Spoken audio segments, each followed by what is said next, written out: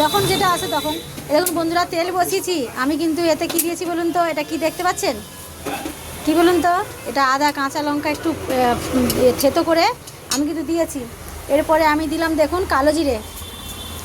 এরকম করে খেয়েছেন কি না আমি জানি না, কিন্তু আমি কিন্তু এরকম করছি আজকে। কি করছি জানেন? দেখেন ইলিশ মাছ কটা ভেজেছি, কয়েকজন বলেছে না ভাজা খাবে বলে ফোনে, ওই জন্য এই দেখেন ডিমওয়ালা মাছ কিন্তু দারুণ খেতে জানেন, ভাজা করেছি। আর কিন্তু এটা করছি কাঁচা মাছ, এটা টাটকা টাটকা কাঁচা মাছ, এতেও ডিম আছে। ডিমওয়ালা মাছ দেখতে থাকুন আমি কেমন বানাচ্ছি, বুঝেছেন? ফাটাফাটি রেসিপি হচ্ছে, দেখতে দেখেন। সর্ষে বাটায় কিন্তু কখনো জল দিতে হয়, জল না দিতে দিতে নেই। আমি হলুদ দিয়ে দিলাম, 1 চামচ মতন হলুদ দিয়ে দিলাম। এটা কিন্তু আজকে অন্যরকম ইলিশ মাছ করছি। ইলিশ মাছ মানে দারুণ খেতে, জিভে টেস্ট আনা। ইলিশ মাছ মানে মুখে টেস্ট, জিভে জল, এটা তো আছেই। আজকে একটু অন্যরকম দেখাচ্ছি, দেখতে থাকুন। আর এই দেখেন আমি সর্ষে অল্প কিন্তু পোস্ত দিয়েছি, পোস্তর অনেক দাম, 100 টাকার পোস্ত দেখা যায়নি, কিন্তু অল্প দিয়েছি বলেই দিলাম। এবার আমি সর্ষে বাটাটা দিয়ে দিলাম। আর এতে কিন্তু আমি লঙ্কা বেটে দিইনি, কেন এটা আমি একটু ঝাল ছাড়া করেছি, কেন অনেকে একদম ঝালই খায় না, ওই জন্যই। আর এরকমই গাঢ় রাখবো, দেখুন থকথকে এরকমই ঘন থাকবে, এরকম ঘন, বুঝেছেন? দেখতে থাকুন, কিন্তু একটু জল তো দিতে হবে, কেন এই বাটিটা ধোয়া তো জল দিতেই হবে। আর কাঁচা লঙ্কাটা আমি গোটা দিলাম, যে ঝাল খায় না, যে ঝাল খাবে সে গোটা নিয়ে খেয়ে নেবে। এ দেখুন, এটা আমি গোটার মধ্যে ফেলে দিলাম। দেখতে থাকুন। দেখেন আমি কিন্তু পরিমাণ মতন জল দিয়েছি, এবার কিন্তু পরিমাণ মতন লবণ। এটা কিন্তু জিভে আনা টেস্ট, যতই দামি জিনিস যতই যাই হোক এটা কিন্তু দিতেই হয়, না এলে কিন্তু রান্না বেকার হয়ে যায়।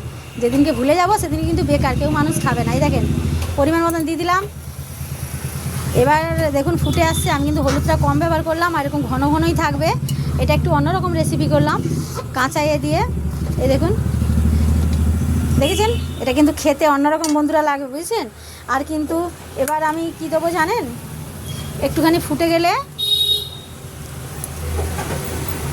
এই দেখুন এটা কিন্তু ফুটে এসছে, বুঝছেন? আজকে তো ইলিশ মাছ কাঁচা করব, কেন আজকে মাছটাও কাঁচা, ডিমালা, আর পুরো বরফ ছিল না।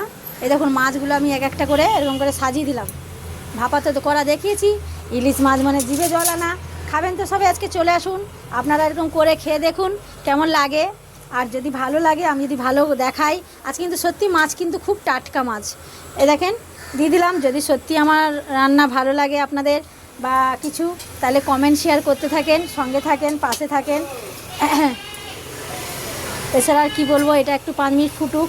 আজকে কাঁচা মাছের রেসিপি তুললাম, কেমন লাগে বলবেন। এটা একরকম খেয়েছেন কি না আমি জানি না, আমি তাও যেটা জানি আমি শেখানোর চেষ্টা করি। এবার আমি কিন্তু নাড়াবো না, এটা একদম ঝিমা আঁচ করে কিছুক্ষণ আমি ফোটাতে ছেড়ে দেবো।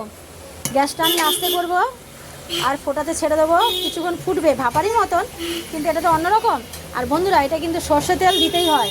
এখন একটু দেবো, কেন আমি খালি ফোড়নের জন্য তেল ব্যবহার করেছিলাম, একটু সর্ষে তেল আমি ব্যবহার করছি কাঁচা, এখনও একটুখানি দিলাম।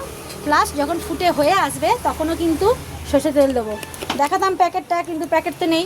এই সর্ষে তেল কিন্তু এটাও সত্যিকারে খুব ভালো, আর এই মরিচটা তো আমার খুব ভালোই লাগে।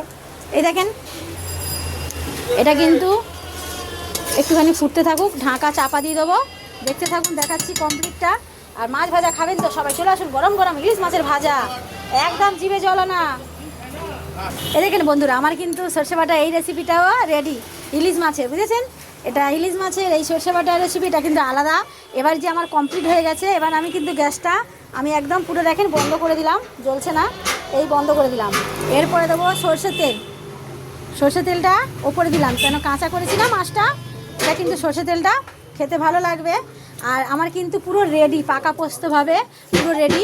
আর ঘন দেখেছেন, পুরো ঘন কিন্তু, এই দেখেন পুরো ঘন সর্ষে বাটা, দেখেছেন? দারুণ লাগবে কিন্তু খেতে, জানেন? এটা এরকম কিছুক্ষণ এরকম চাপা দিয়ে রেখে দেবো।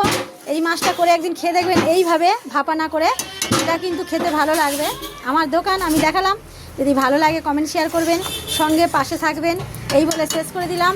বড় ভিডিও হলে দেখতে চান না, সবাইকে টাটা, ভালো থাকেন, সুস্থ থাকেন, সঙ্গে থাকেন।